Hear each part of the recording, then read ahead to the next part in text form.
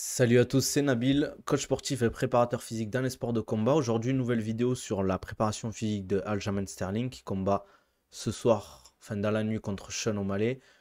Cette vidéo elle sera un peu plus complète qu'une préparation. On parlera pas que de préparation physique, on parlera d'autres choses, du cutting, de la nutrition, de son hygiène de vie. Je vais vous donner un peu quelques tips, etc. que j'ai vu. J'ai regardé pas mal de vidéos sur lui, sur comment il cut, comment il s'entraîne, etc. Comment il voit la performance, comment il voit le haut niveau. Vous me direz votre avis et ça sera une des explications pour lesquelles, pourquoi en fait son physique est si impressionnant et pourquoi il est si puissant dans la cage. Tout d'abord, n'hésitez pas à vous abonner, lâcher un commentaire, liker la vidéo, partager, mettez les notifications, franchement ça me fait plaisir, ça me pousse à continuer. Au niveau du setup, bon j'ai volé fermé et tout parce que là c'est canicule dehors, il fait assez chaud, j'ai mis le ventilo, j'espère que vous l'entendez pas et que ça vous gêne pas. Sinon tant pis, sinon j'allais être en sueur et ça allait pas être intéressant pour vous. En tout cas, voilà. On va commencer, on va regarder une des premières vidéos. On va plutôt regarder d'abord la préparation physique. Après, on fera une petite pause sur les vidéos. On parlera un peu de sa nutrition. Et après, on regardera un peu comment il cut. Et je vous expliquerai différents protocoles, enfin les différents protocoles qu'il utilise et comment il cut, etc. Donc, première vidéo que j'avais trouvé de lui. J'espère qu'il n'y a pas trop de son. On va essayer de mettre à peine un peu de son. Euh, où on voit un peu comment il s'entraîne. Moi, c'était un moment de la vidéo, mais on voit un peu de préparation physique dans cette vidéo.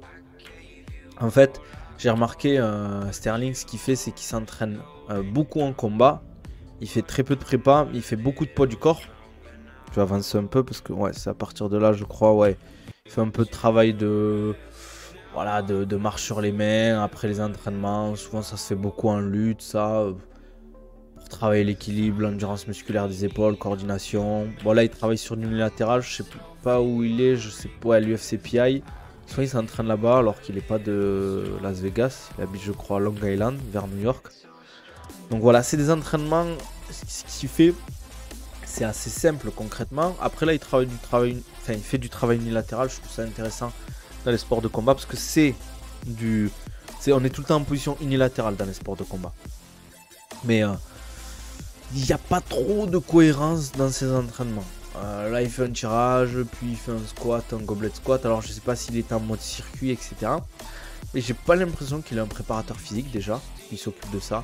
J'ai l'impression qu'il s'entraîne lui-même, qu'il fait ses trucs. Ou on lui dit de faire ça. Voilà, il enchaîne avec des biceps curls. Des fois, on le voit faire des tractions. J'ai pas trop de cohérence et je trouve ça fou pour un mec de son niveau qui est quand même champion de l'UFC. Bon, la vidéo date d'il y a 2 ans, mais à ce niveau-là, même dans le top 15 de l'UFC, voilà quoi, faut s'entraîner correctement, avoir une programmation cohérente pour éviter les blessures, être prêt au top du top pour le combat. Il y a plein de paramètres qui sont importants et qui peuvent changer en fait la performance. Il serait peut-être encore plus fort, il aurait peut-être moins de blessures s'il s'entraînerait moins. Donc voilà, il reste un mois à faire ce genre de circuit. Je vais avancer un peu pour voir ce qu'il fait.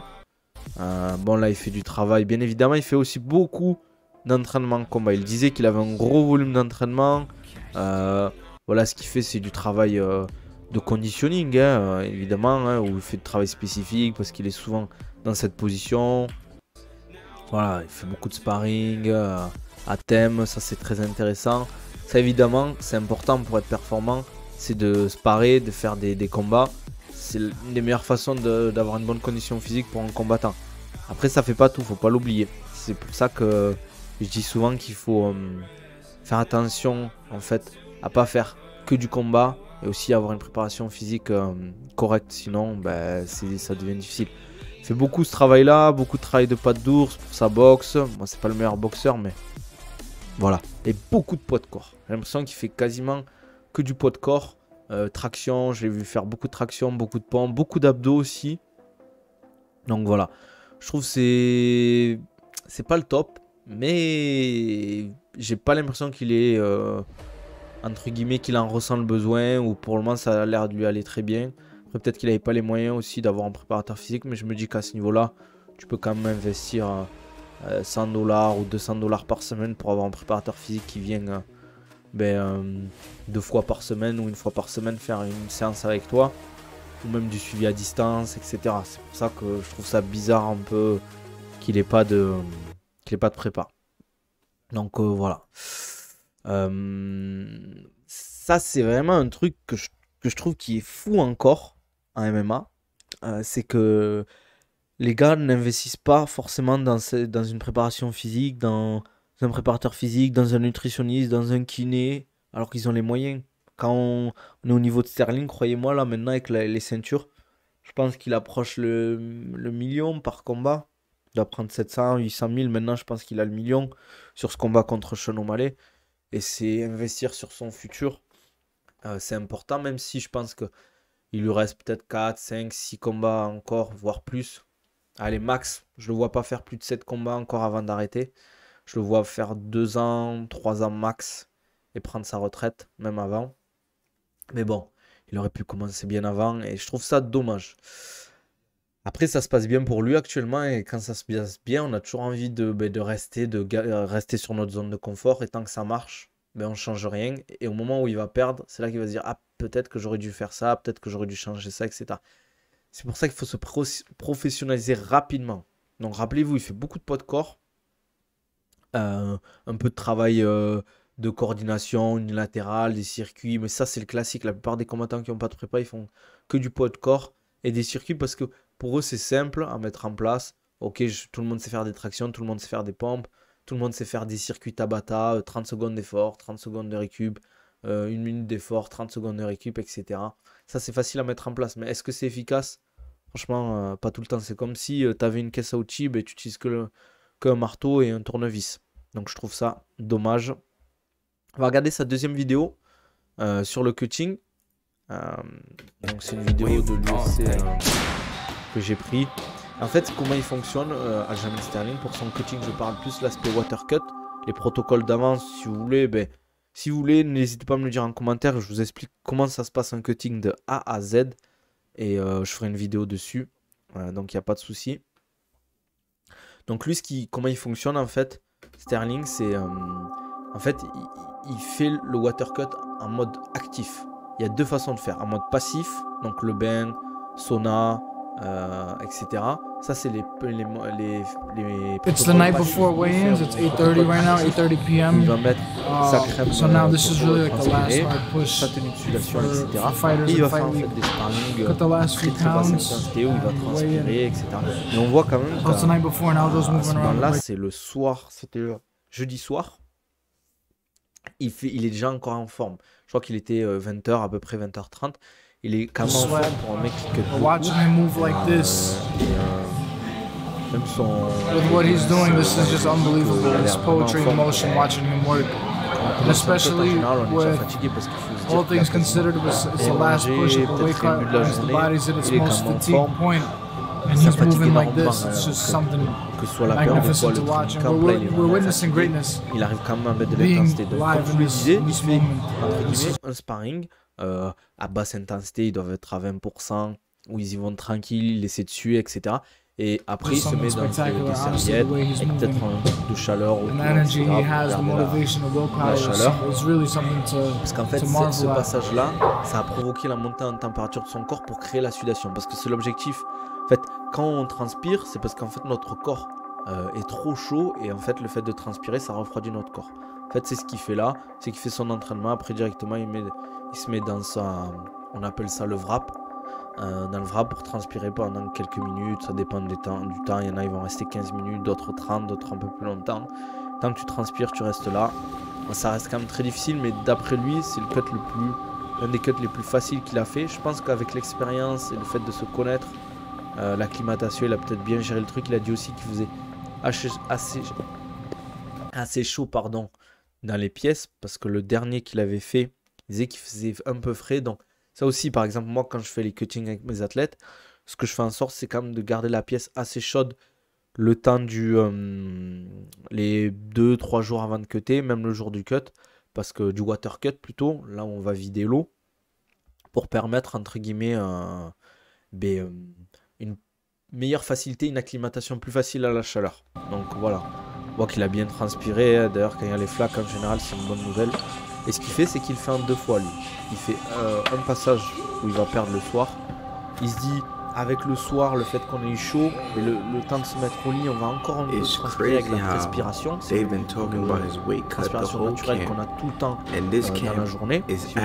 Si vous faites rien de la journée, que vous ne mangez pas, que vous ne buvez pas, etc., vous allez voir, vous allez perdre 200, 300 grammes avec la respiration. He's like, yo, why y'all not talking? So then we start up and talking, dancing, like he's feeling good. So this has been a really good cut for him. Last time we did the cut, it was taking hours for like 3 pounds to come off. And the way he's sweating right now is 10 times more than last time. So this is looking really good for him. Avant d'aller se peser entre 9h et 11h, je crois qu'ils ont. Ça, ce petit truc-là, ce petit bonbon, vous pourrez dire, ah, mais il mange un truc alors qu'il est en train de cut. En fait, ça a très peu de calories et ça a très peu de poids. Donc, en fait, quand il va l'ingérer, ça coûte rien, ça va pas lui faire prendre de poids, etc. Et ce qui est important aussi, c'est que ça donne ce goût sucré, ce petit coup de peps qui peut te permettre de tenir, entre guillemets, le cut et que ce soit plus supportable. Donc, c'est important, ce genre de friandise, ce petit bonus qui va t'aider à tenir parce que ça reste quand même très difficile psychologiquement. On le voit, il est marqué au visage, il est fatigué. C'est pas quelque chose de facile. Quand on voit ce corps-là, faut le voir, pour ceux qui regarderont le combat samedi, il va être monstrueux. Regardez-moi cette silhouette.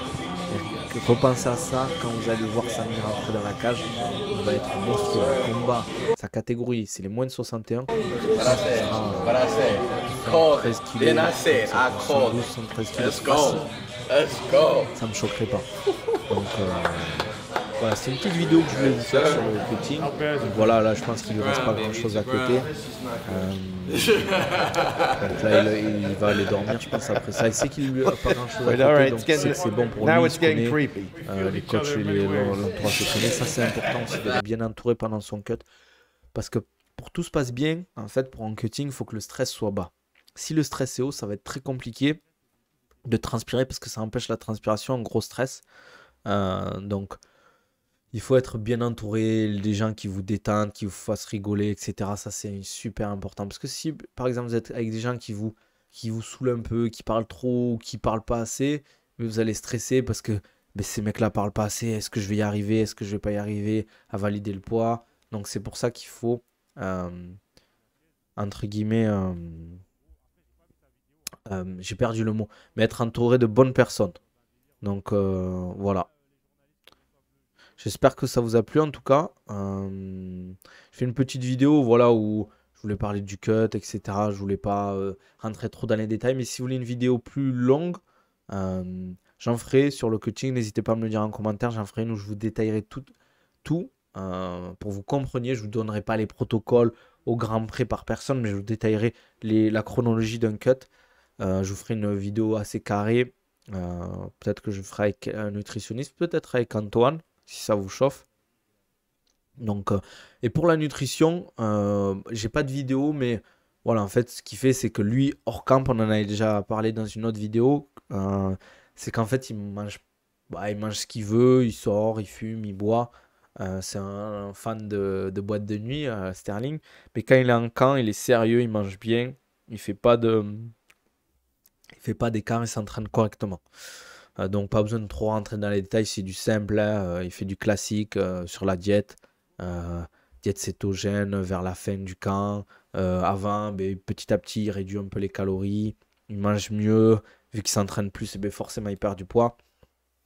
Vers la fin, petite diète cétogène, une purge pour vider son estomac avant le cut, tous ces trucs là, il enlève les fibres, il mange les 3 derniers jours avant la pesée, souvent c'est saumon, avocat, ce genre de trucs. Après, il est suivi par l'UFCPI qui lui fait les plats, qui lui fait la recharge aussi. Après, il n'est pas obligé d'accepter, mais ils font ça très bien. Donc, en général, il faut leur faire confiance. Donc, voilà. Fin de vidéo. N'hésitez pas, en tout cas, j'espère que vous kiffez ce genre de contenu. C'est encore simple, mais là, je vais peut-être faire des vidéos avec montage et tout, ça arrive. Je vais voir avec quelqu'un. Là, je suis en train de discuter avec quelqu'un. On essaie de trouver une solution. Pour faire des vidéos un peu plus, vous avez compris, un peu plus dynamique. Je comprends que ce soit pas évident de regarder quelqu'un parler assis, c'est un peu chiant. C'est plus un format podcast. Mais bon, on fait avec les moyens du bord, mais je vais essayer de vous proposer quelque chose de cool pour la suite. N'hésitez pas à vous abonner, lâcher un commentaire, un petit like, un petit partage, ça fait toujours plaisir. Pour ceux qui veulent un programme sportif, une préparation physique, un suivi à distance, n'hésitez pas à me contacter sur mes réseaux, n'hésitez pas à m'envoyer un message, à me donner de la force, ça fait toujours plaisir. C'est gratuit et on se dit à la prochaine. Allez, ciao.